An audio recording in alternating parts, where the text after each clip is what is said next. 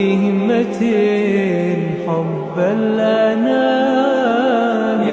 আয়াতে আল্লাহ তাআলা বলেছেন যে পুত পবিত্র থাকবে, যে পুত পবিত্র থাকবে আল্লাহ তাআলা তার সহধর্মিণীকে পুত পবিত্র রাখবেন।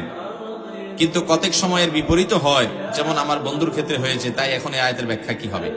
এই আয়াতের ব্যাখ্যা এটা চূড়ান্ত না তো ভাই, আপনাকে কে বলেছে এটা চূড়ান্ত?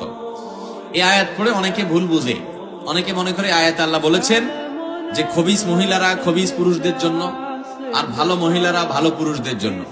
এই জন্য কোন পুরুষ যদি নিজে খারাপ হয়, সে জানে তার চরিত্র ঠিকঠাক না, বহুত আকাম কুকাম করছে জীবনে, তো সে একটা পবিত্র পরিচ্ছন্ন ভালো মেয়ে তার কপালে আসলো, বিয়ে করছে, সে মিলাইতে পারে না, না এই মেয়ে ভালো হইতে পারে না, আমি তো 2 নম্বর মানুষ, অতএব আমার তো কপালে 2 নম্বরটা পড়ার কথা।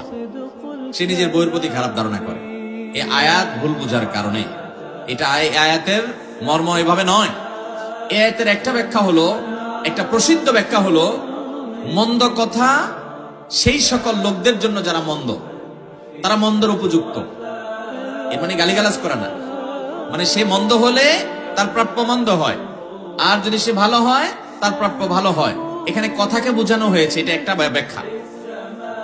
আরেকটা ব্যাখ্যা হলো, যারা ভালো পুরুষ তাদের ভালো নারী পাওয়া তাদের অধিকার, যারা খারাপ পুরুষ তাদের খারাপ নারী পাওয়া তাদের অধিকার।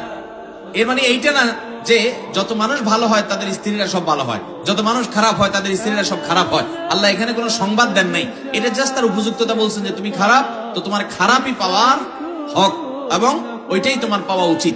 তুমি ভালো, তাহলে তোমার ভালো পাওয়া উচিত, এটা তোমার প্রাপ্য। যার খারাপ পাওয়া উচিত, আল্লাহ দয়া করে তাকে ভালো দিতে পারেন কি পারেন না? ফেরাউনের মতো খারাপ মানুষকে আল্লাহ তাআলা ভালো স্ত্রী দিবেন না, দেন নাই। আবার আল্লাহ নবী লূত আলাইহিস সালাম এবং নূহ আলাইহিস সালাম, আল্লাহর 2 জন নবী নেককার বান্দা, তাদের দুজনকে 2 জন স্ত্রী দিয়েছেন যে স্ত্রীরা তাদের প্রতি ঈমান আনেন নাই। তাহলে অমুসলিম, আল্লাহর প্রতি ঈমান নাই, সেই কুফরি করা মানুষগুলোকে নবীর ঘরে আল্লাহ স্ত্রী হিসেবে দিয়েছেন। তাহলে ভালো মানুষে আল্লাহ তাআলা খারাপ মানুষ দিবেন না, দেন নাই। তাহলে এভাবে এই আয়াতের আলোকে এই সহজ সমীকরণ করা যাবে না। আর এই আয়াতের ব্যাখ্যা মোটেও সঠিক না, যে ভালো হবে তার সহধর্মিণী ভালো হবে, যে খারাপ হবে তার সহধর্মিণী খারাপ হবে না।